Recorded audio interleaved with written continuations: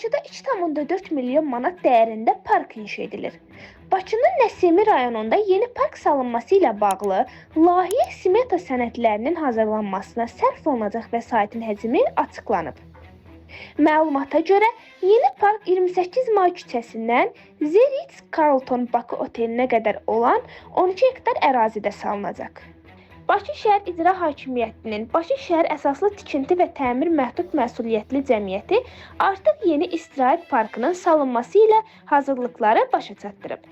İcra Hakimiyyəti parkın layihə smeta sənədlərinin hazırlanması işlərini Az.Arxitektura şirkətinə həvalə edib və onunla müqavilə bağlayıb. Müqaviləyə əsasən şirkət Nəsimi rayonu 28 may küçəsindən The Ritz-Carlton Bakı otelinə qədər olan 12 hektar ərazidə yeni istirahət parkının salınmasına layihə smeta sənədlərini 2.387.833,84 manata hazırlayacaq.